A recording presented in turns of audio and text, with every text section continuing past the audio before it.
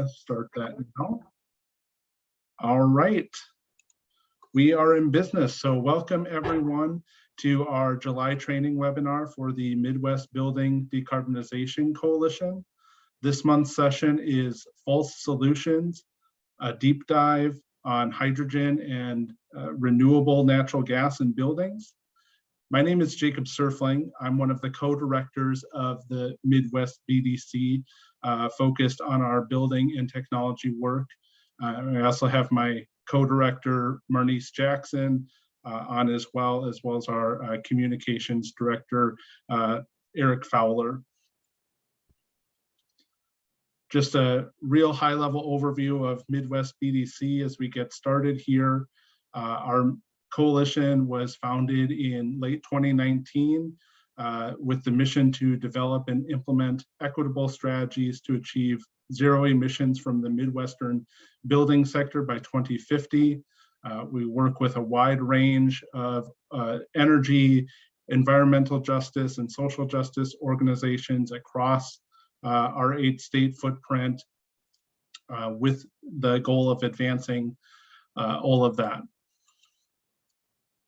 So our agenda here today, I'm going to do a little bit of Midwest BDC housekeeping at the top, and then I'm going to hand it over to our great guests here this month to talk about hydrogen and renewable natural gas as they relate to the building sector. So we have two presenters from Energy Innovation here to speak on the hydrogen piece, and then we'll turn it over to our guests from the NRDC to talk about the renewable natural gas portion of it.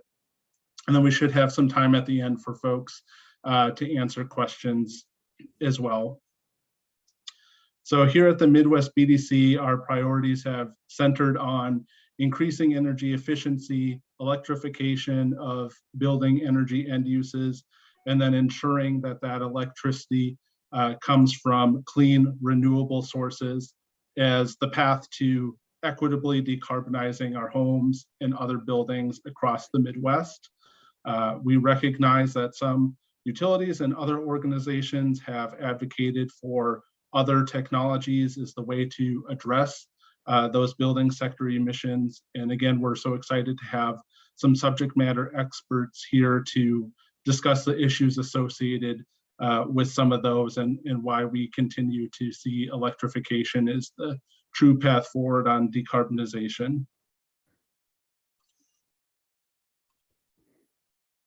Before we get too deep into the presentation, it is Midwest BDC practice to make sure we center our discussions by acknowledging that our entire building sector in the infrastructure that serves it sits on stolen land.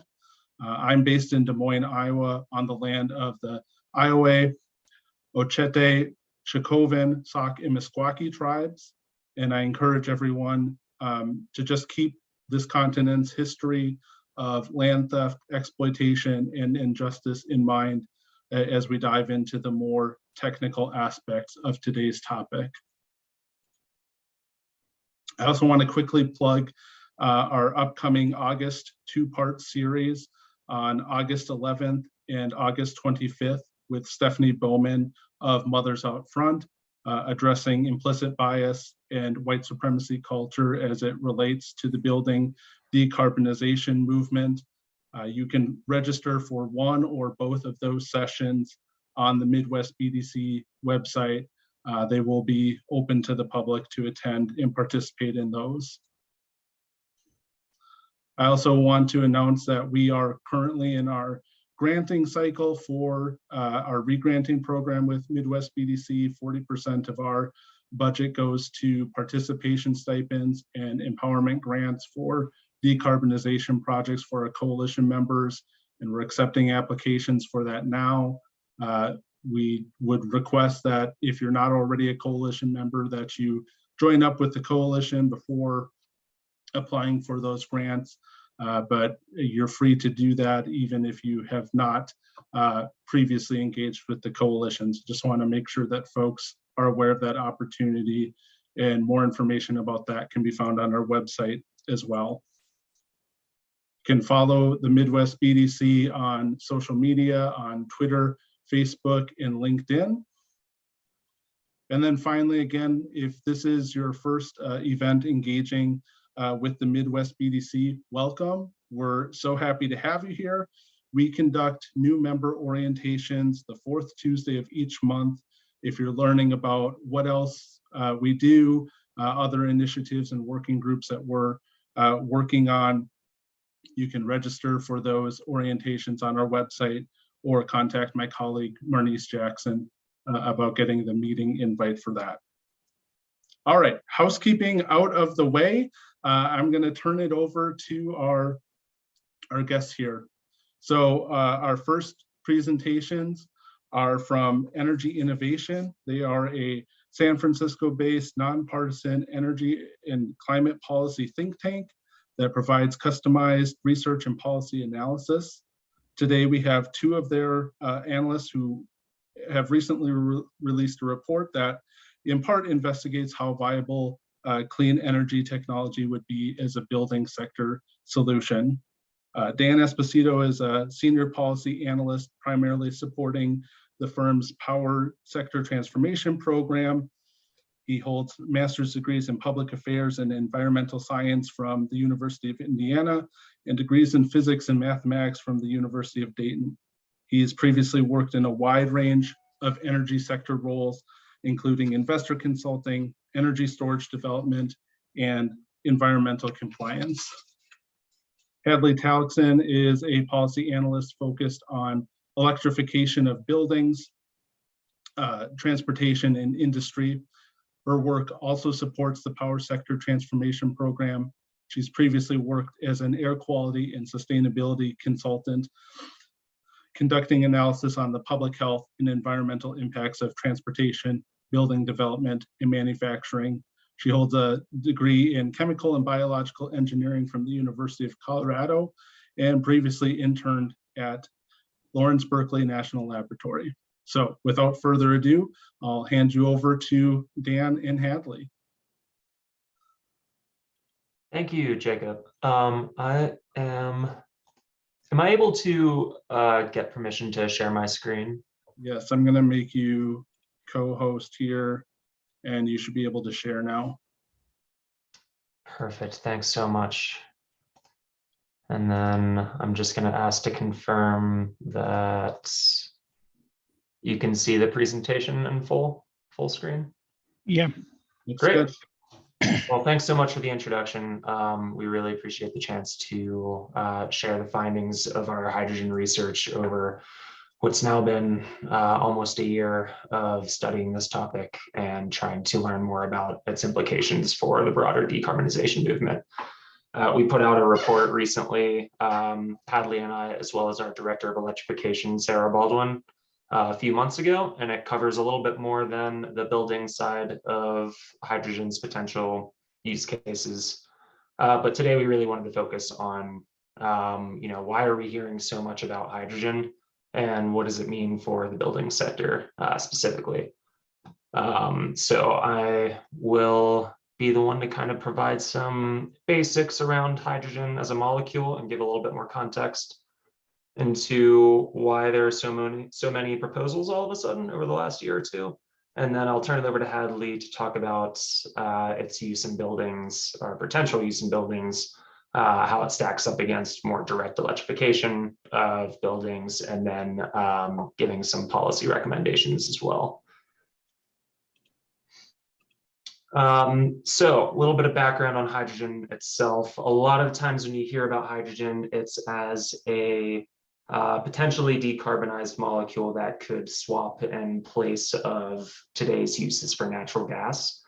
So the best way to think about hydrogen is how does it actually compare to natural gas, which is dominantly made up of the molecule methane. So hydrogen is the lightest element in the universe, and it's also very small. That differs from the heavier methane molecules that we deal with day to day. It's a colorless, odorless gas and is highly flammable. So these three characteristics really play into its safety implications in particular. You can see in this graphic in the top right that natural gas will only combust with air when mixed at about 5 to 15% of natural gas to air. Hydrogen has a much wider range. It'll combust from 4% hydrogen in the air to 75%. When it does burn, you can see in the bottom right that while a propane flame is, you can't miss it, a hydrogen flame is difficult to see even in the dark. And then with it being an odorless gas, methane technically is also odorless, but we're able to pair it with another molecule, an odorant, that allows you to smell when there's a leak. That's something that's added into the pipeline system. There's nothing comparable like that for hydrogen that we know of today. So you would not be able to detect a hydrogen leak without some sort of monitor in your house. It's also the most prevalent molecule in the universe, but it's scarce in Earth's atmosphere, and there's no naturally occurring deposits, so you can't just drill for it like you can for natural gas.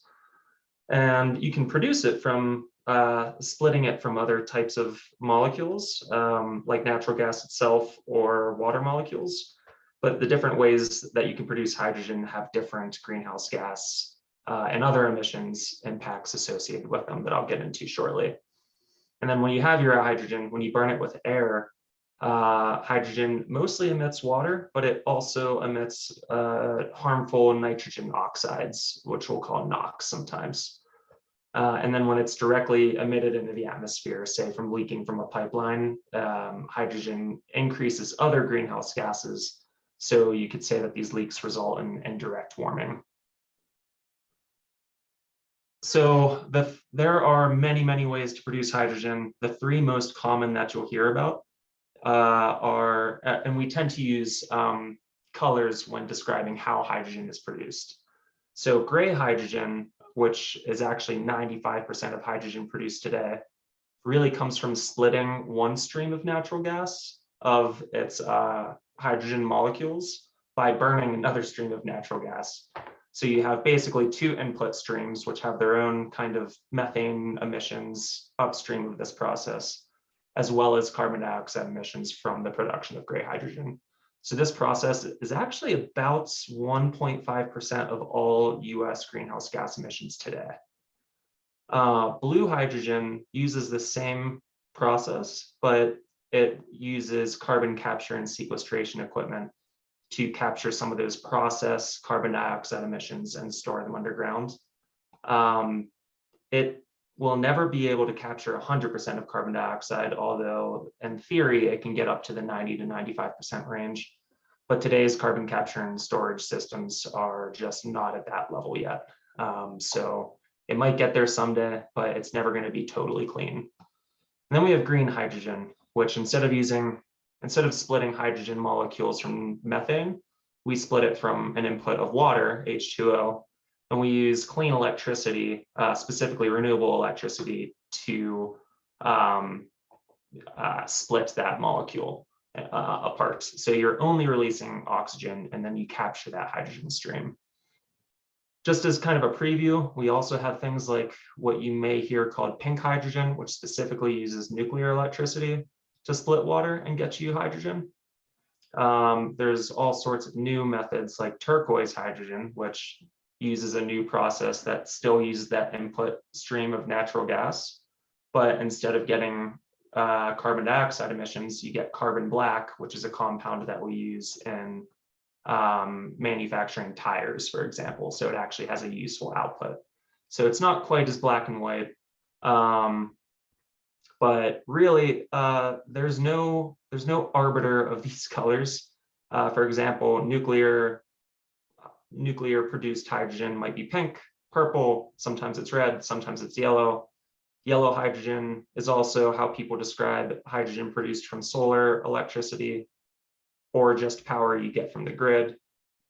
And there's no one out there that's deciding what color is what.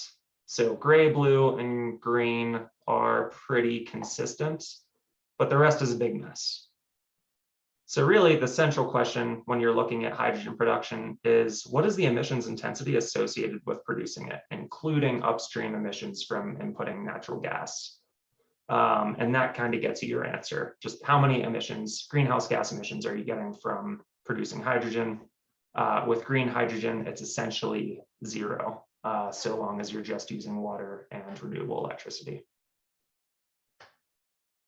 So why even bother with hydrogen? Well, today's uses of hydrogen, of which there's quite a lot, frankly, is mostly split between oil refining, which is 60% of today's hydrogen use, and ammonia production, which is an input into fertilizer.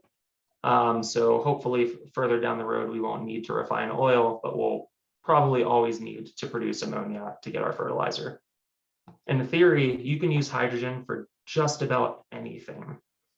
This graphic represents what I would say is a theoretical hydrogen economy, where once you produce it, you can use it in hydrogen fueling stations, long duration or long distance shipping, put it in your pipelines to heat your homes, to provide industrial centers with high heat processes and inputs that they need, or store it in the long term for use in gas power plants to put power back onto the grid.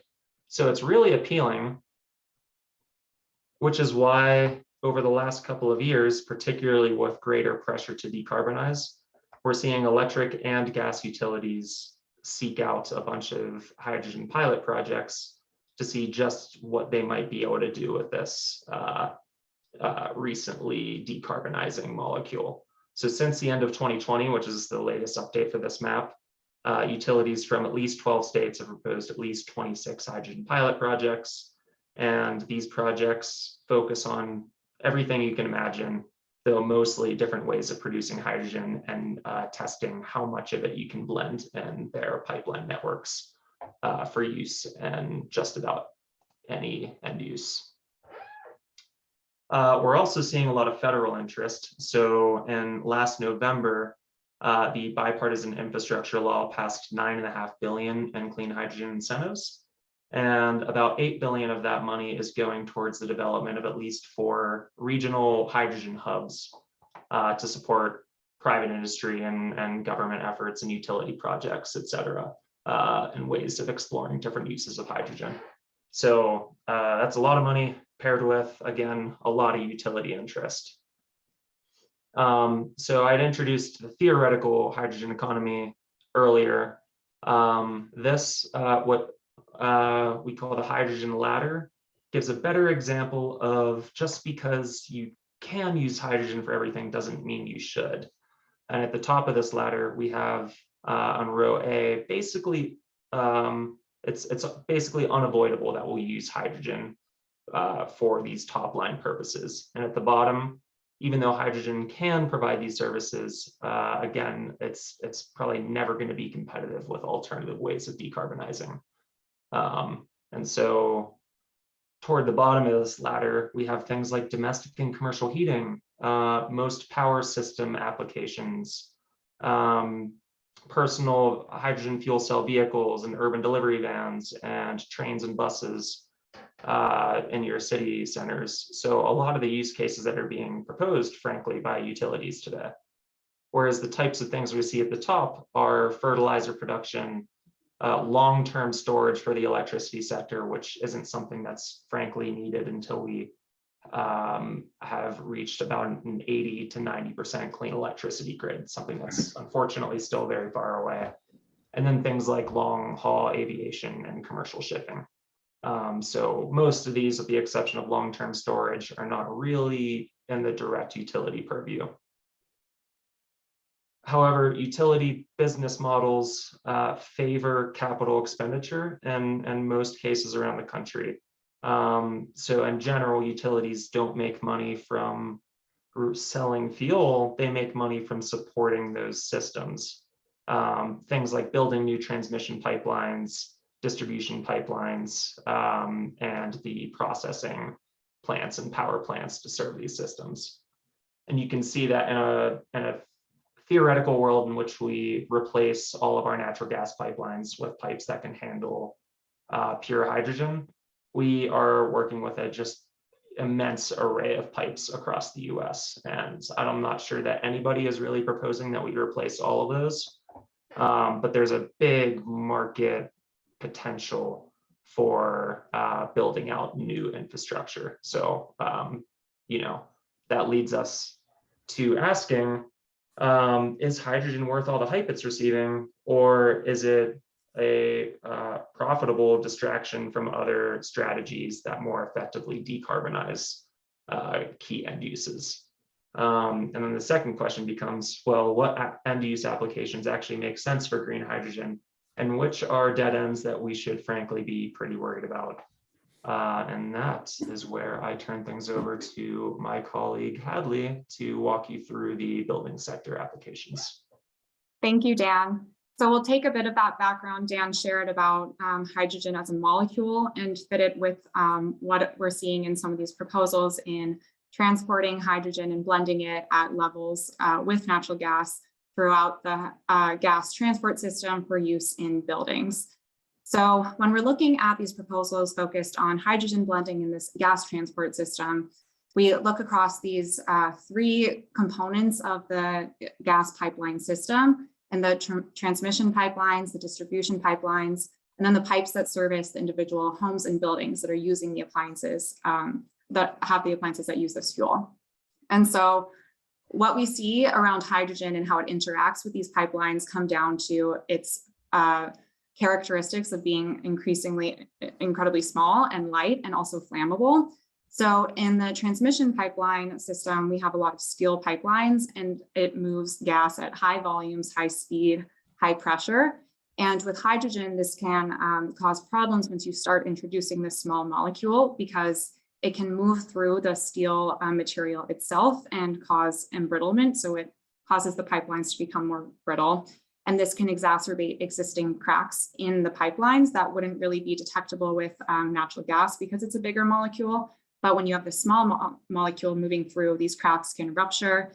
You can have not only a ruptured pipeline, but because hydrogen has a higher flammability potential, it can self-ignite when it's released under these high pressure scenarios, such as a rupture in a steel pipeline. So you have these flammability considerations you need to be careful of when you're looking at blending hydrogen into transmission pipelines. And as we look at distribution pipelines, which carry smaller volumes to all the different smaller regional areas for use of that gas fuel, we're looking at what are more often polyethylene plastic pipelines. And so if you look at blending hydrogen there, you're not seeing those same considerations and concerns around ruptures, but you do see a lot more leakage. Hydrogen leaks at a rate 4 to 5 times faster than methane from these plastic pipelines. And because Dan mentioned there are climate warming considerations with hydrogen itself, it's not a zero greenhouse gas impact molecule. Those leaks do have impacts on climate warming. So that's an aspect that needs to be considered as well, on top of these concerns around ruptures and flammability. And both of those concerns also apply to the pipelines that go directly into homes and buildings. And those can have a lot of variation in age and general quality. So it's harder to know what the pipeline quality and durability is within each of these buildings. And you need to have a really robust sense of how those materials could handle even small blends of hydrogen before you know if there is a safe case to start blending these small level blends. Next slide, please. And with those considerations, you're also looking at how appliances interact with hydrogen. The appliances that use this gas fuel combination, they're also at risk of these same concerns around explosion and leakage. A study from the UK showed that looking at hydrogen in appliances in homes led to 3 to 4 times more risk of explosion in homes and buildings than a natural gas system. And you are also looking at the same considerations around leakage.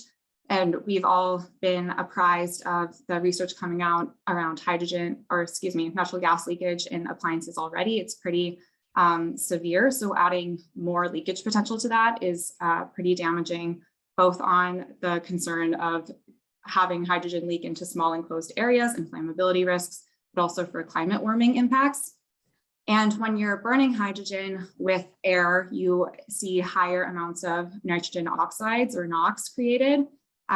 This hasn't been studied to a superfine degree on the appliance level, but looking at some of the studies on industrial combustion of hydrogen, you see that a 25% blend of hydrogen with natural gas yields about doubling the NOx emissions as only natural gas alone, and a 100% hydrogen combustion can lead to up to 6 times as many NOx emissions. And NOx emissions are already a big challenge with our natural gas system currently. This graphic on the right shows the comparison of NOx emissions in homes and buildings compared to those from combusting natural gas for power production. And you're seeing much more production of NOx from these homes and buildings. So it's already a concern. And the last key point is going to the lack of odorant that can travel with hydrogen. So you don't have an ability to detect these leaks in homes in these really enclosed environments where a leak can be very problematic. And so when we're looking at all of these factors, both on the transport system and on the appliances using this fuel, we're really looking at maximum, before we have to upgrade the whole system, we're looking at a maximum blend of 20% hydrogen before you see much more severe safety risks. Next slide, please. And so what does a 20% blend actually get you if the goal is to create a decarbonized gas system? And that only gets you around 7% reductions of CO2 from combusting that fuel. And that's because hydrogen has a lower volumetric energy density compared to natural gas by about a third. So you have to burn about 3 times as much hydrogen to get that same energy content as you do in natural gas. And you see this curve here that outlines to get to around a 50% reduction in the emissions from combusting natural gas appliances, you need to have about 80% hydrogen and 20% natural gas. So you're using a lot more fuel and you have to blend much higher amounts of hydrogen to start seeing worthwhile emissions reductions, which kind of forces you into the scenario where you need to look at solutions to get you to using higher amounts of hydrogen in the system. So if you want to surpass this 20% maximum blend within the current system, there are a few things you need to think about as needing to be fundamentally changed and upgraded.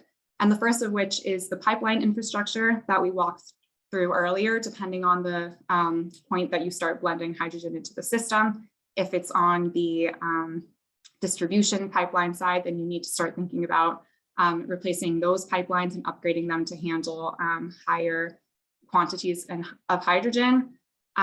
You also need to look at replacing appliances. So right now, appliances really have a kind of maximum limit of around 20% hydrogen. And if there's something we know about being consumers that have appliances in our homes, is there's a lot of different types of them. There's a lot of technical variation.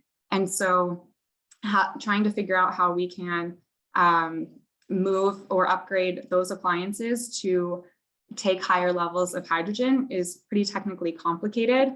Right now, there's been prototyping around appliances that can handle 100% hydrogen that are made to be used in home and building environments. There's not really anything we're seeing on this intermediary range of between 20% and 100%.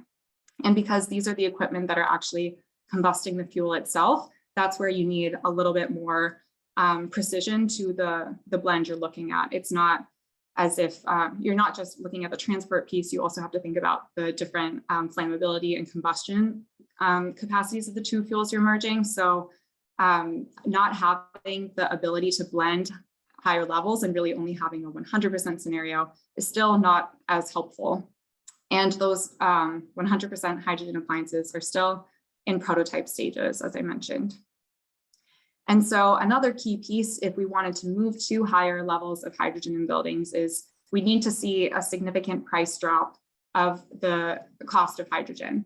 And right now in the US, there's a lot of range depending on what the hydrogen is used for, but green hydrogen is currently 6 to 14 times more expensive in the US than natural gas. So it's not at a price that's friendly to the average gas customer who wants to just heat their home or cook with their gas stove. So the economics of the fuel itself would need to shift to a much lower cost to be a viable pathway. We'd also need technical advancements in controlling the NOx pollutions from the combustion at the appliance level. We'd also need technologies to support leak detection.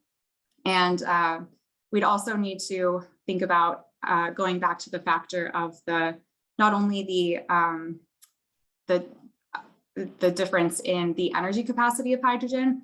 That kind of goes back to this idea that we need to build out a lot of renewable energy to go through this electrolysis process to create green hydrogen in the first place. And looking at that energy density ratio, going back to the point of you have about a third as much energy density per volume of hydrogen as you do natural gas. The other key consideration here in how you transport that fuel and how you use that fuel is you either need to wait 3 times as long to heat or do whatever it is with that fuel if you're using 100% hydrogen, or you need to build out a system that can transport 3 times as much fuel at once and use 3 times as much fuel at once if you're looking at 100% hydrogen compared to natural gas to account for that difference in energy density. And this graphic on the left shows the increase in pipe sizing you would need to account for different blends of hydrogen. So at a 20% blend, you see you need about a 16% increase in pipeline size to deliver the same energy amount. And then if you're looking at a 100% hydrogen pipeline, you see a 200% increase, or about 3 times the size of the pipeline to carry hydrogen only. So there's significant logistics in terms of the transport piece as well. Next slide, please. So all of this is within the context of the alternative pathway of electrification to decarbonize buildings. Electrification is already proven as a scalable pathway to reduce greenhouse gas emissions and ultimately achieve net zero buildings. It can occur also in parallel with the build out of a cleaner grid. So as we add more renewables, we're also making the emissions case for electrification stronger and stronger. Another piece about electric appliances compared to appliances that would potentially run on hydrogen is they're already on their own 2 to 4 times more efficient. But if you just look into the piece around the amount of energy needed to create hydrogen, so you electrolyze, you take renewable electricity, you electrolyze water, so you see an efficiency loss of, you see that retains about 75% efficiency. You carry that hydrogen through the gas grid and you combust it in appliances that are at most around 90 to 95% efficiency. This graphic shows 87%. And so you're looking at an overall efficiency of a green hydrogen pathway of around 60%. And if you look at the direct electrification pathway, you're not doing that first step of converting the energy, you're taking it in its first form and carrying it through the transmission system. And then you're using it in this energy multiplying appliance, which gets you total this much higher efficiency case for using direct electrification. And compared to the green hydrogen scenario, it's about 5 to 6 times more efficient throughout that whole pathway. So you're using a lot less energy. You're using energy much more efficiently using the direct electrification pathway. In homes and buildings, you're also removing the risks around NOx and flammability, which is a big thing for overall air quality and also just community health, not having those explosion risks. And a big bonus for electric appliances now is they are already available on the market. I'm sure some of us on this call have them in our homes or know people who do and are encouragers of them. So there's a lot of variety already on the market, and we're not waiting for these prototypes to reach first market stage and go through that whole process of coming up to scale. That's already happening on the electric appliance side, which can't be said for appliances that can handle higher hydrogen blends. And so while the electrification pathway would require upgrades to bolster the reliability and resiliency of the higher load of electricity as we move towards electrification, we also have a whole electric system and end uses that would also benefit from those same upgrades. So the benefits are shared across a larger group, whereas upgrading the whole gas system really only benefits those same gas end uses. The benefits don't go as far if you upgrade the gas system. Next slide, please. So if we're going to talk about the key takeaways on hydrogen in terms of building decarbonization, our main point is that we don't see a future for green hydrogen hydrogen in general in heating buildings through the gas distribution system. And the system as it is currently, despite what you might be hearing, the system can really only handle up to 20% hydrogen by volume before you start seeing serious safety risks that require intensive investments of not only money, but also time to upgrade and replace to go beyond that 20%. And that 20% blend does very little from a climate perspective. It only gets you around 7% emissions reductions of greenhouse gases. And switching to pipelines and appliances capable of handling higher amounts of hydrogen in a 100% hydrogen scenario, in order to reach more emissions reductions, it would be extremely costly and potentially insurmountable from a logistical perspective. You need to wait to replace the whole pipeline system and make sure you have all the appliances in place before you can even begin dispersing that hydrogen fuel. Whereas electrification has several fundamental advantages over hydrogen, including cost, public safety, health, efficiency, and speed. We can start doing this solution today, and we can also do it incrementally, which I think is a really great point. We can all do it in individual homes, one at a time, rather than needing to wait for a whole system change before we begin. And we didn't speak about the power sector piece today. We do write about that in our research report, but some takeaways there are that green hydrogen may play a role in decarbonizing the last 15% of the power grid, but there's little to gain from blending hydrogen into our current natural gas power plants. And then lastly, we want to highlight that there will be roles where green hydrogen plays a really valuable place in decarbonizing our larger economy, though buildings and building heating is not one of them. But this can be places like fertilizer production, which Dan mentioned already, and potentially commercial shipping. Next slide, please. Thank you. And so this last piece is our report was really focused towards the regulator and policymaker lens. And we really want regulators to keep in mind that with all these factors, they should be using skepticism when they're reviewing proposals for ratepayer funds to blend hydrogen, and placing a high burden of proof on utilities to demonstrate the viability of those projects. And for pilot projects that are already underway, keeping in mind clear goals, outcomes, and metrics for success of those pilots. So there is learning and takeaways based on those pilots rather than just shelving them after having already spent ratepayer funds. And on the larger picture, we want regulators and policymakers to first be looking towards the least regrets and provable pathways to building decarbonization, which fall in line on the electrification pathway. And on the broader sense of where green hydrogen could fit in, we encourage assessing its potential in harder to decarbonize sectors such as industrial feedstocks, aviation, and marine shipping. And this last slide here is just a couple of additional resources that have come out since we published this piece. The first is a podcast that's hosted by our co-author on this piece, Sarah Baldwin. It's around the environmental justice implications of hydrogen. Another is a report from Physicians for Social Responsibility, which walk through some of the same points around hydrogen as we discussed in our report, but it's great to have that perspective from doctors who are concerned about this topic as well. And the last is a compilation of independent studies from Jan Rosenau at Regulatory Assistance Project that just add a lot of depth and breadth to this topic of hydrogen in buildings and having comprehensive conclusions that it's not the right fit for decarbonizing buildings. So with that, I will say thank you. Both Dan and me can share our emails with the group, and we welcome questions via email later on, but looking forward to answering them later on the call. And I will turn it over to the folks to talk about RNG.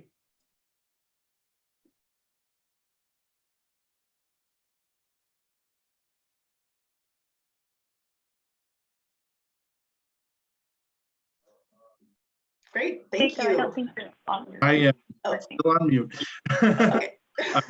So, and I think we will have some time for other questions at the end here too, after we do our RNG piece as well. So keep those coming in the chat, and we'll try to uplift those at the end here. So for the second half of our session here today, we're going to tackle another technology that has been floated as a potential decarbonization measure for the gas heating sector. Here to speak on that, we have two researchers from NRDC's Climate and Clean Energy Program. Miriam Borgeson is a senior scientist with that program. She's worked closely with policymakers at the state, regional, and national levels. She's previously been a team leader at Lawrence Berkeley National Laboratory, first director of the Sustainable Business Network of Greater Philadelphia, and managing director of the Business Alliance for Local Living Economies. Kiki Velez is the Climate and Clean Energy Program's Western Schneider Fellow, focused on the transition to clean electricity in buildings in California. She holds a degree in atmosphere and energy engineering from Stanford and has previously worked on energy transition justice issues with the California Building Decarbonization Coalition, Common Spark Consulting, and the Blue Green Alliance. So we are so glad to have them here today speaking to us about renewable, in air quotes, natural gas as it relates to building heating. And I'll turn it over to them. Great, thank you. Yeah, so we're going to go through some slides to talk both about what is quote renewable gas and language around it that we'd recommend, as well as some of the sources of biomethane or biogas, and then talk a bit about how much is available, the economics associated with it, and also just some of the manipulations and tricks that we've seen from the gas industry to try to sell this as a solution and an alternative to electrification. So let's go to the next slide. So we'll go to the, go one more. Great. So I think what we've seen from around the country, though this is certainly true in California where most of my work is focused, is that the gas industry is really trying to control the narrative around what are the real solutions in terms of reducing emissions in their sector. And so we see reports from around the country, and this is one example from SoCalGas in Southern California, where they put out this study that said, hey, look, if you replace 20% of the gas with RNG from dairies and other places, that's better than converting 100% of all the buildings over to energy by 2030. And if you dig into any of the information that they present, you can see that it's both, they make a bunch of false assumptions, they manipulate their data, and they present it in a way that's not entirely accurate. And we see this again and again. I'll give you another example of something like this later. I will say that one thing that's interesting is that this study that SoCalGas did was from about 4 or 5 years ago. More recently, they've actually reframed this largely because making these claims in California is no longer viable, especially given the economics that we're seeing with electrification and what state policymakers know about the costs of gas alternatives, renewable gas. So they've actually, just as an example, put out a report last year that assumes a bunch of electrification and really targets their role in the future as being as serving hard to electrify sectors. So just that change is pretty interesting. And part of that is just because of the politics and dynamics in California. But because SoCalGas is the largest distribution utility, gas utility in the country, it's actually really instructive to look at their trajectory of marketing, media, and attempts to influence perception just over the last 5 years and how much that has changed. Let's go to the next slide. One of the important things to keep in mind is the context in which we are thinking about renewable gas or biomethane and synthetic gas and hydrogen. There is a lot of gas currently used in the US and in most states. It's about 1/3 to electricity generation, 1/3 to industrial processes, and 1/3 to residential and commercial buildings. Gas companies will often just focus on the residential sector, and they'll say, look, if we put all of the biomethane that's available just into this one sliver, we can replace it all. But when you look at the total amount of gas that we would need to replace, the amount that's actually available is tiny compared to that. And so the perspective needs to be always kept in mind. And also when you're hearing what gas companies are saying, you have to understand which numbers are they pulling out and telling in a public forum or directly to you as an advocate. Let's go to the next slide. So what is renewable gas? It's often not renewable. It's often actually harmful to the climate. And there's so many different pathways as part of what makes this really challenging is there's so many different ways to produce it. We saw that even just with the presentation we just heard on hydrogen, there's a ton of different ways to make hydrogen. There's even many different ways to make supposedly green hydrogen. So I'll go through some of the feedstocks on the biomethane or biogas side. Let's go to the next slide. There's two primary pathways to making biogas. One is through anaerobic digestion, which usually involves wet organic material like cow manure or food waste that's then like turned into sort of a wet sludge. It's deprived of oxygen, and then you're able to create biogas, which is mostly, though not all, methane or CH4. Another pathway is through thermal gasification, which there's a bunch of different ways that thermal gasification can be sort of tuned or done. But that's usually with dry biomass like wood waste or agricultural residues or even paper and cardboard. It's usually a high heat process. You have to think about where that heat is coming from. Importantly, it could be from gas, low oxygen, and they sort of control that environment to make different gases. You can make methane. You could also make hydrogen, which has some benefits over methane just in terms of if you emit it, what happens. So that's sort of the major pathways if you're starting with sort of bioenergy or sort of naturally occurring organic matter. Let's go to the next piece. The other pathway which folks from Energy Innovations touched on was to create hydrogen. And they went over that, so I won't go into it. But here I'm talking about creating hydrogen through electrolysis. So using renewable electricity and water, creating hydrogen. You then can add carbon to that gas and create methane. It's called methanation. It's currently not economic, and there's lots of reasons not to do that. Primarily, you're creating a very highly global warming, powerful gas, which is not good. And then, of course, if you combust it, you have all the same issues you have with combusting, quote, naturally occurring methane.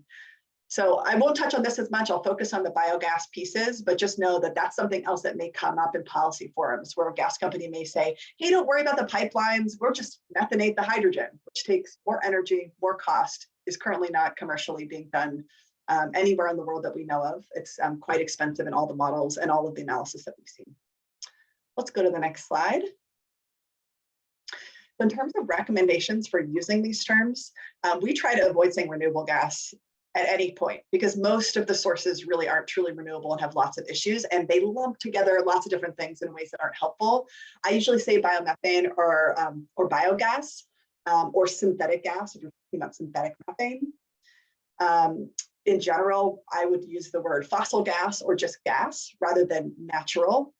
Wherever possible. It's hard to break that habit, but it is not natural. It is not healthy. It does not have the connotations that natural is associated with. The natural gas industry did a great job on that in terms of marketing, but I would encourage folks to say fossil gas or just gas or methane rather than using the word natural.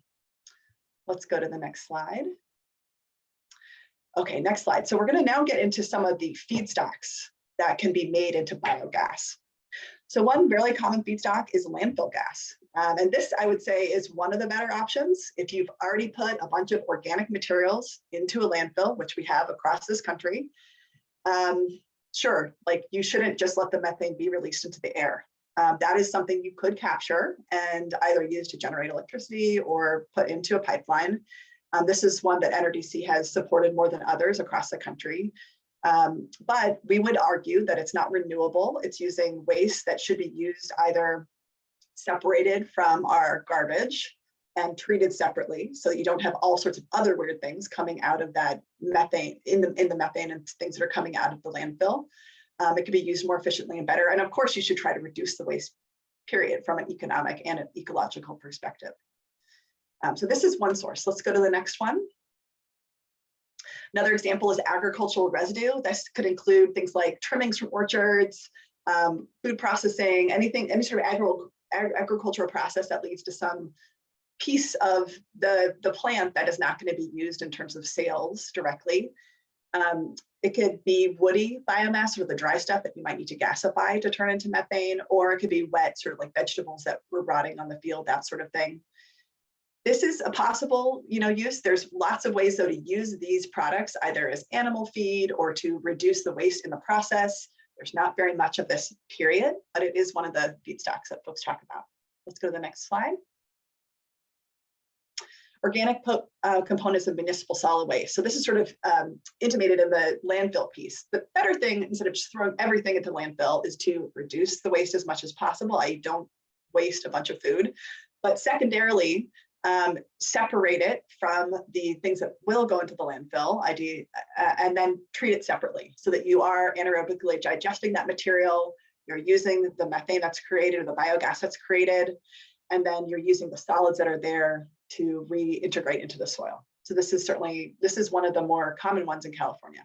Let's go to the next slide. Animal manure is another fairly common one.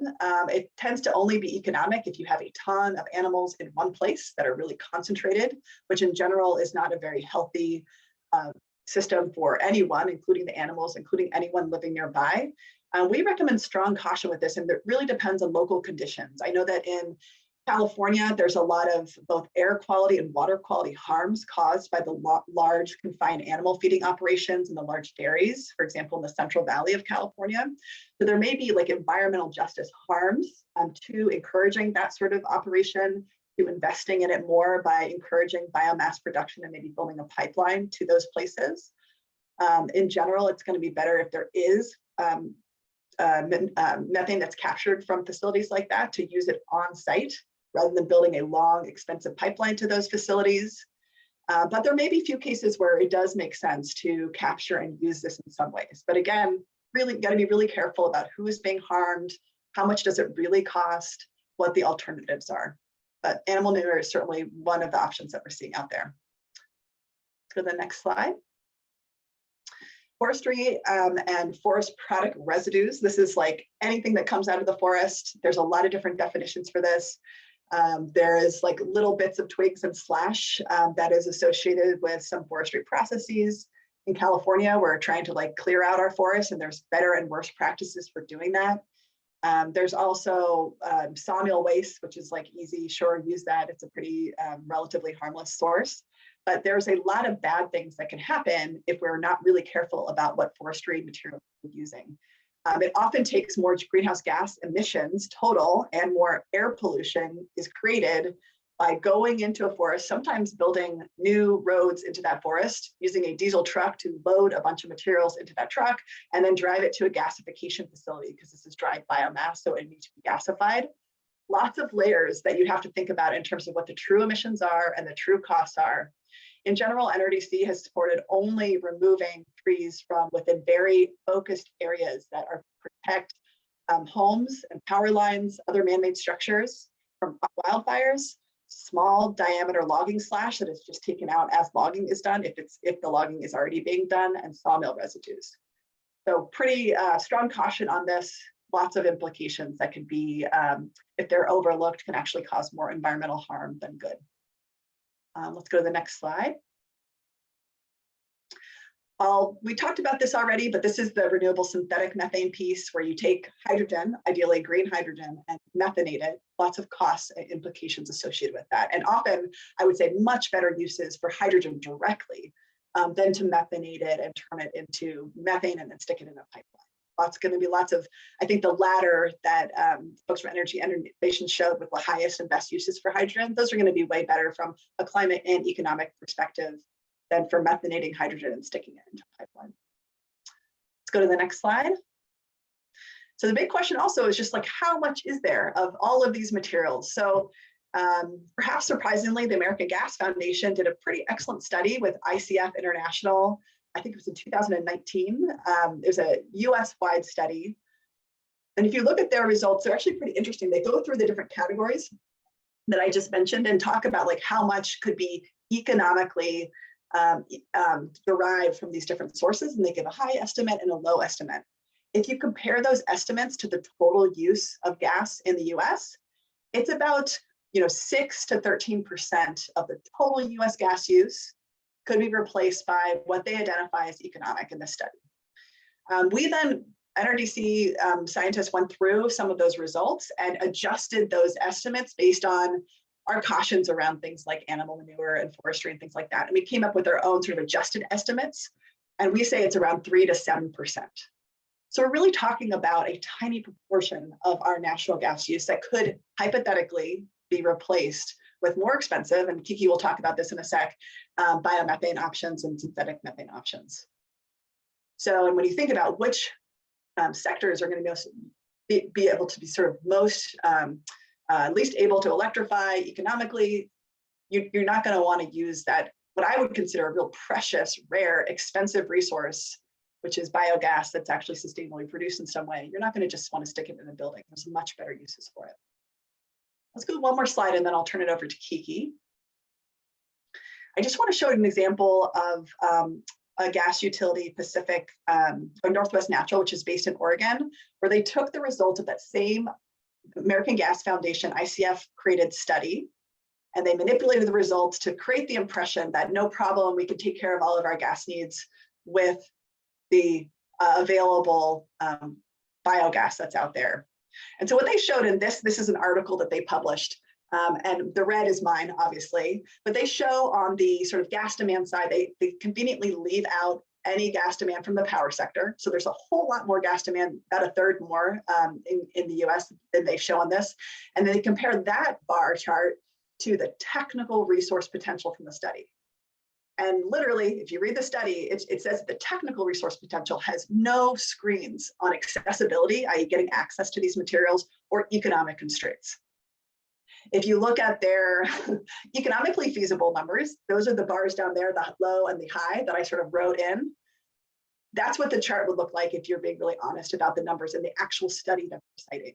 So we have to be really careful when gas and industry folks talk about results of studies, like which numbers are they really using? Are they using them in transparent and honest ways? Or are they manipulating it like this, which we see really commonly? I will pass it now over to Kiki and we can go to the next slide. Thanks, Marian. Yeah, so as Marian has already alluded to, there are cost challenges with different RNG feedstocks and synthetic gas feedstocks. And in the case of synthetic gas, there's no existing facilities that produce it in a cost-effective manner or an economic manner. And just to reiterate, we have seen so many gas utilities, especially as people come to realize that we do need to decarbonize the economy. We've seen them in the past few years putting out slews of reports talking about how they don't actually have to shrink their pipeline system. They'll just drop in quote unquote renewable gas or biomethane or synthetic gas. They'll add some hydrogen, even though it can only be feasibly blended into the current system at up to 15 to 20% by volume, which is not even by energy.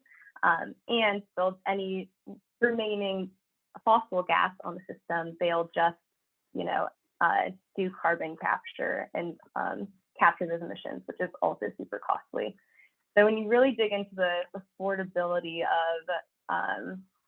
of replacing current gas in gas pipelines with biogas, it's just not cost effective.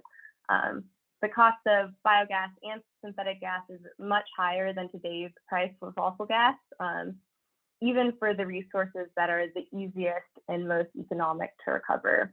So the American Gas Foundation itself estimates that biogas and synthetic gas will cost $7 to $45 per million BTU, which is 3 to 18 times more costly than current market prices for fossil gas, which today are trading at about $3.90. That was that 2021 average, but in the past, it was an even bigger difference. But regardless, even with current high gas prices, biogas and synthetic gas would be even more costly. And a California Energy Commission study estimated that biogas will cost $8 to $40 per MBTU, and that synthetic methane would cost $37 to almost $90 per million MBTU at scale in 2050. So this isn't an easy drop-in solution. And even though it might be coming closer in price to fossil gas due to current market pressures, it's still much more expensive, especially for synthetic gas. And we have alternatives. Electrification is more feasible, cost-effective, and scalable of an option for decarbonizing buildings and transportation. And we need to do those things to meet economy-wide decarb goals. And I also just wanted to note, it's not listed on the slide, but many of these studies, when gas utility studies, when they talk about the costs of different renewable gas feedstocks, they don't necessarily include all of the costs that they really should be including, that are true costs associated with producing that and using that resource. For example, Marian talks about landfill gas, and when you start a landfill gas RNG or biomethane facility, in order to inject that into the pipeline system, you have to extend the current distribution system to that facility, and extending a gas pipeline like that can cost millions of dollars. And those costs are socialized among all people who are paying gas rates today, at a time when we're transitioning actively off of the gas system. So, energy, this was alluded to in the hydrogen presentation as well, that gas utilities make money off of expanding their systems, not off of selling fuel. So this is really a lot of these RNG projects and efforts to inject it into the system and continue using the existing pipeline system are just false solutions that are, at the end of the day, just going to raise the cost of cost effectively and actually achieving greenhouse gas emissions reductions economy-wide. And to dig more into the climate impacts, can we go to the next slide, please? Great, thank you. So when evaluating the climate impacts of different biomethane sources, and this really depends based on the different feedstocks, as Marian mentioned, you have to consider, first of all, what energy inputs are required, with the example of thermal gasification or with synthetic gas production. We're talking about taking some type of huge amounts of heat or energy, and with synthetic methane, you're converting that electricity into hydrogen and then into methane. So there's significant energy inputs, and you have to consider what fuels are being burned to produce that energy to produce the biomethane or synthetic gas. You have to think about the efficiency of the process. As I just talked about with creating synthetic gas, it's not a very efficient process. You're taking energy, electricity, turning it to hydrogen, which could be used on its own, and then taking an extra step and combining it with a CO2 source to produce methane, which, as you can imagine, is not an efficient process when renewable electricity could just be used in its original form to power electric heat pumps, which have really high efficiencies. You have to consider if the source creates new methane where none would have otherwise existed. Marian talked about forest residues and how you could use that in thermal gasification. If you had just left those forest residues to decompose in nature, it would produce carbon dioxide, but instead, when you convert it to methane, you are creating methane where none would have existed before. And that methane could leak. So when we talk about using our existing pipeline gas system to transport biomethane or synthetic gas, that's still methane. It's still a potent greenhouse gas on its own when released into the atmosphere. And our pipeline system is very leaky, especially on the East Coast, older parts of our country. Gas pipelines are already responsible for huge amounts of methane leakage and emissions each year.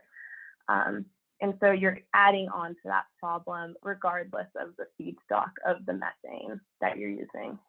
And I think it's also important to consider the counterfactual. So when people talk about the climate impacts of different biomethane feedstocks, they tend to say, hey, look at this dairy, it's producing tons of methane already. So if you capture that methane and burn it and produce carbon dioxide, you're saving emissions, right? Because that dairy was just, or that big, concentrated animal feeding operation was just releasing methane into the atmosphere, or that landfill was just releasing methane into the atmosphere. We should capture that and use it.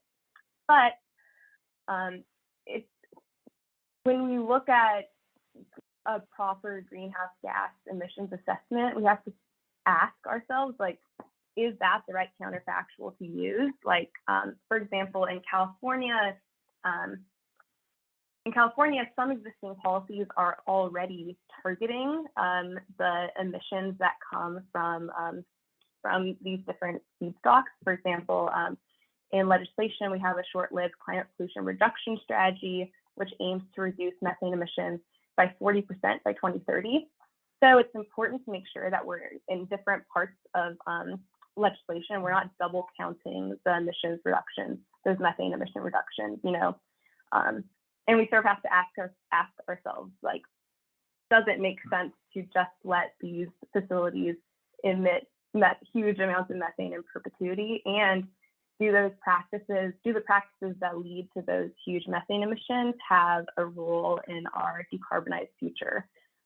For example, with landfill gas, a lot of the organic waste in landfills might be food waste, but should that really be something that into the future is a resource that we rely on as a renewable resource, that there's always going to be huge amounts of food waste in landfills that can produce methane? And I would say no. We want to reduce on environmental practices across the board. That's an important part of achieving decarbonization. And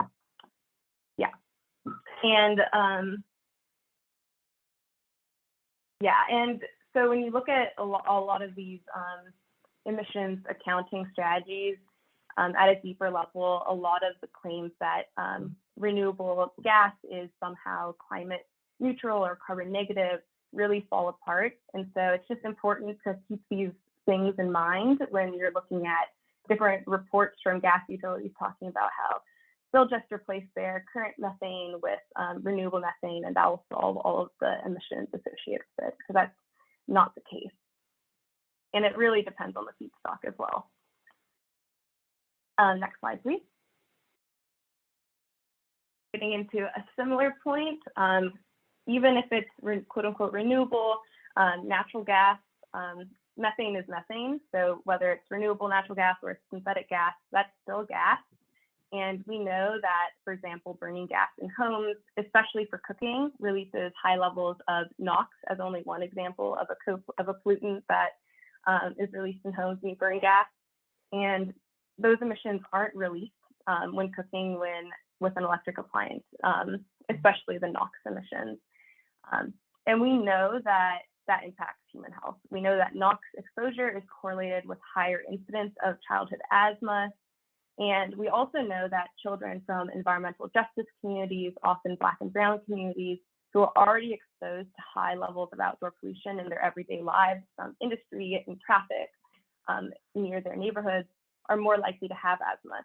And so they're more likely to experience respiratory symptoms from the use of gas in homes. And the methane running through our pipes, whether it's current natural or fossil gas, biomethane or synthetic methane, will all perpetuate these same human health harms, especially in the most vulnerable communities. And as Marian also mentioned, when you rely on big animal feeding operations to produce biomethane, you're sort of in policies that incentivize that are encouraging those operations to produce more methane, and that can have serious environmental impacts and health impacts on communities that are co-located with those facilities. Last slide, please. So I'm going to dig into our policy recommendations, and I will also put in the chat our biomethane issue brief that was released, I think, last year. But just to run through our top level recommendations, these are based on our initial findings about the potential and limitations of biogas and synthetic gas. So the first is to target on-site use in hard to electrify sectors. So some of those same sectors where hydrogen might be a good alternative, like aviation, long distance transportation, and maybe use in electricity generation to balance seasonal wind and solar resources. And where possible, you should, or facilities should use available biogas and synthetic gas resources on site, which reduces the methane leakage associated with transporting those resources and avoids the cost of extending the gas distribution pipeline system to the new facility. Two, this is a big one, is transition to clean electricity. We know that the limited supply of biogas and synthetic gas just can't replace the current use of fossil gas by a long shot. There's just not enough. And we also know that there's an alternative. Electrification has been shown by many studies to be much more cost effective and scalable for most sectors, including buildings and most transportation. And it's better for human health, better for communities impacted by fossil fuel pollution. It's a win-win-win. The next is to start small. Given the nascent state of the renewable gas market, policies that aim to replace fossil gas with biogas and synthetic gas should start small, and they should only grow if the resource does prove to be available, economical, and environmentally sound. And lastly, we need to establish and enforce emission standards, monitoring and reporting to make sure that biomethane feedstocks are actually providing an environmental benefit. So as we've discussed, these feedstocks can have very different greenhouse gas emission impacts and health impacts. So any policy supporting their development should include environmental requirements to screen the resources used and differentiate among them through active monitoring and reporting of life cycle carbon dioxide emissions. And these emissions analyses need to be thorough, accounting for both short-term and long-term climate impacts. Yeah, so in general, we oppose any broad classification of biomethane gas as a zero carbon fuel without evaluation standards and monitoring of emissions. We oppose, especially in California, this has come up, we oppose the use of out-of-state biomethane gas credits to meet climate goals. We know that clean electricity is a more cost-effective path and achieves real greenhouse gas emissions reductions, whereas it's unclear and ambiguous with many feedstocks whether emissions reductions are actually achieved from biomethane. But we do support research and development for production empowered gas technologies and best practices to reduce fugitive emissions. And we support the use of biomethane as a backstop for sources that can't be replaced with clean energy or electricity, but it's not a comprehensive solution to replace fossil gas use across the board. That's just that's the title of this webinar. It's too good to be true. It is too good to be true. Gas utilities would love that, but it just doesn't exist. You can't just replace all of the existing fossil gas with some magical combination of quote unquote renewable gas and hydrogen and carbon capture and call it a day. Yeah, and thank you. That concludes our presentation. So I guess we will probably open it up to questions. Yes, thank you so much to all of our guests. Yeah, we do have, I think, around 15 minutes or so left here on our scheduled time to uplift some questions that folks had in the chat. So let me go through here and see what we can dig up. So one question that Jackie had in the chat was that there had been a study a while back funded by InSinkErator about using kitchen food waste or waste materials from water treatment facilities as a biogas source. If you had any thoughts on that option as well, where that kind of falls in the caution spectrum there. Yeah, I mean, in general, we've supported food waste, if you can't avoid it, to be used in some productive way, whether that's composting or anaerobic digestion to use the gas and then the solids to reintroduce into soils. So yeah, that's something that's certainly worth doing. I think that also in the chat, we're talking about wastewater treatment plants, a tiny little sliver in those bar charts that we have, but wastewater treatment plants produce methane, and it's certainly worth at least flaring, if not processing and using in some other productive way. Great. And I know it looks like maybe some of those questions got answered in the chat, but I know we had some questions on the hydrogen end about fuel cells or some of those other alternative uses for hydrogen. I don't know if somebody from EI wanted to expand on their thoughts on that. Yeah, I can chime in there. So in our report, we take a closer look at where hydrogen might fit in with the power sector piece, and where hydrogen might have a little bit more room to play in each of these areas. And one thing we did point to as a potential, if you are looking at hydrogen in buildings, looking at using fuel cells to power critical facilities in periods of electricity backup where power outages occur. So you have these fuel cells on site. They don't produce NOx emissions. They're cleaner there, but you're not looking at transporting hydrogen to all end use applications. You're really just looking at these very select situations where you would need such backup power. To the point of looking at fuel cells across all home and building applications, as I think the question alluded to, that is a proposal that they've seen, the question asker has seen. I think you still run into all of those same transportation questions and the pipeline and the issues that arise there with hydrogen. So you might remove a piece of concern, a big piece of concern with the public health emissions from NOx, but you still have all these other issues with flammability that cause safety risks and leakage, and you're not eliminating any of those risks either. Yeah, I can follow on just a little bit with I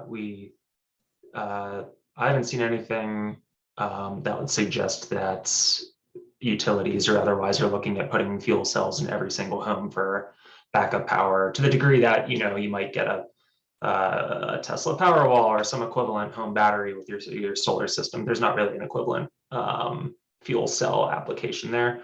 But as Hadley was saying, you might see critical facilities like hospitals, or the example that comes to mind, where you want something more than just a 4-hour battery on site, and ideally not a diesel generator as we get further down our decarbonization journey. And so fuel cells might make sense there. But one thing that I've suspect is true in a lot of these types of applications is the existence of an end use, such as electrolyzers at hospitals, does not imply that you need pipeline transportation infrastructure. If a hospital only has an outage, I don't know, let's just say once a year, you can probably truck in the hydrogen you need to resupply that site once every year, rather than build a dedicated pipeline system to serve that purpose. Similarly, for larger use applications, such as maybe you're electrolyzing hydrogen-based fuel for airports or gas stations along interstates for the heavy-duty trucking, there's an argument to be made that you can just electrolyze the hydrogen where you need it and store it on site, rather than build out a national pipeline network for that purpose. So that's kind of the key benefit of electrolysis, is you can more or less do it where you need it, especially as we move toward 100% clean electricity grid, where you don't really need a dedicated solar site per se. You can just draw power from the grid, as long as you have a water source, make what you need, and as long as you have a relatively large need for hydrogen, such as a gas station, then you don't need these pipeline networks. So I'm wary of any proposal that says, hey, we need to build out a bunch of pipelines for these niche dispersed roles, because I just haven't seen the evidence that that's necessary. Great, thank you, Dan. We had a question from Mike in the chat, and I think both groups of presenters had kind of touched on, you know, there are probably some applications that are hard to electrify, that where some of these fuels might make sense, aviation and long distance shipping being two big ones. Maybe this got touched on in the synthetic methane portion, but is there a feeling among any of our guests today of which of those fuels probably is going to make the most sense long term for those sectors? I think the jury's still out on that. I mean, you can use biomass sources to make something that's essentially jet fuel. You know, it's like a chemical process you have to go through. That could be a quote drop-in replacement for airlines. It would take a lot of biomass to do it.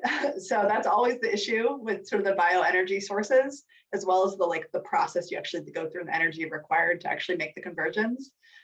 People are definitely talking about hydrogen in airlines. I know that there's some small planes that do exist that use hydrogen. They're testing it out. I don't think it's clear longer term, like which is really going to be viable economically or physically, especially for larger airplanes. I don't know if Hadley or Dan, if you have a different, more information on that.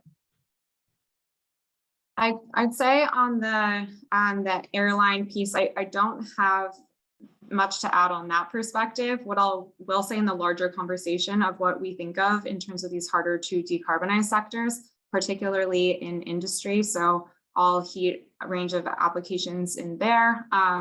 We are learning more about where electrification can fit in these industrial processes. So I think there's a lot of room for electrification to fit that role in what we currently consider these hard to decarbonize sectors, and they are still hard to decarbonize, but the technology really isn't a given one way or another for many of these applications. I think we're quicker to nix electrification in a lot of cases, or in these areas where it's actually pretty viable as an option. And as Marian mentioned, we're not sure economically which will pan out to be the most favorable, but from a technological perspective, there's still a lot of ground on the electrification side.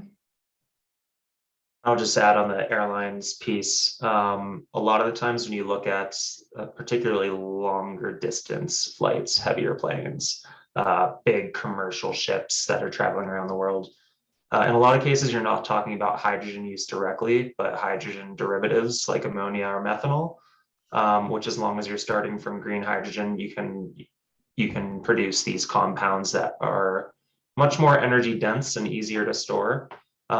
They come with their own challenges, which is why there's not a clear winner.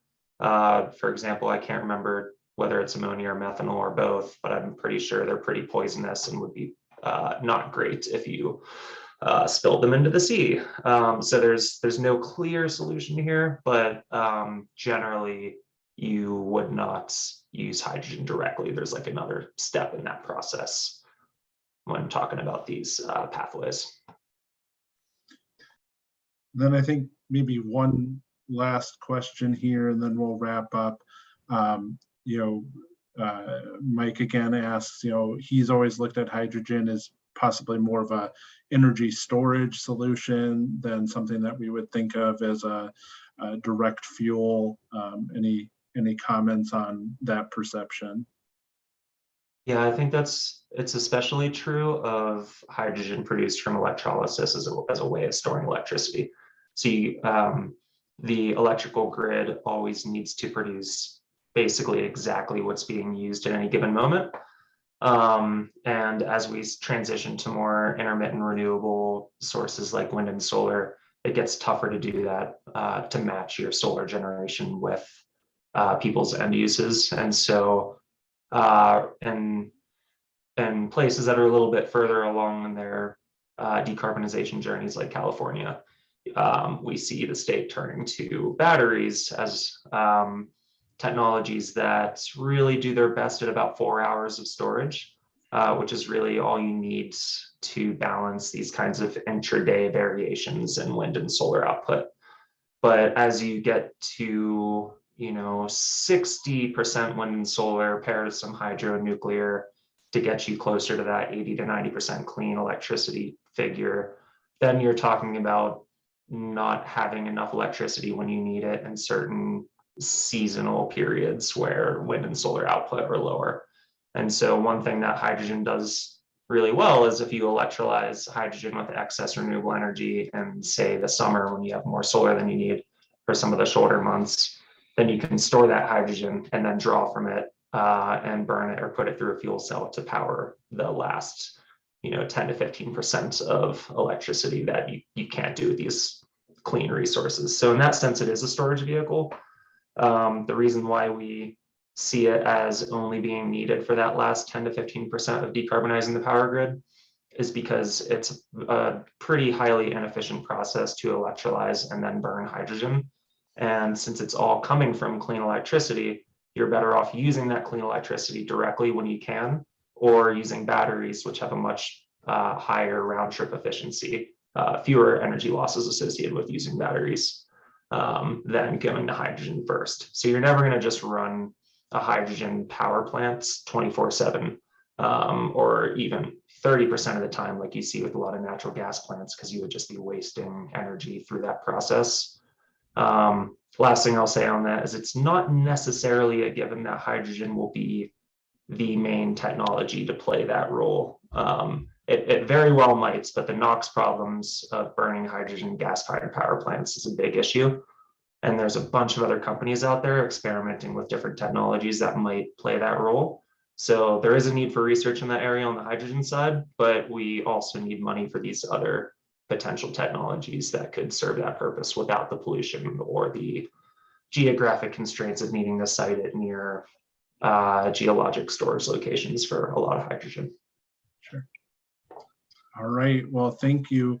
Again, thank you so much. I'm seeing lots of folks saying how much they appreciated the information you were able to provide us here today, and I'll echo that. Any last minute takeaways from our presenters before we wrap up here this month? Not to put you on the spot.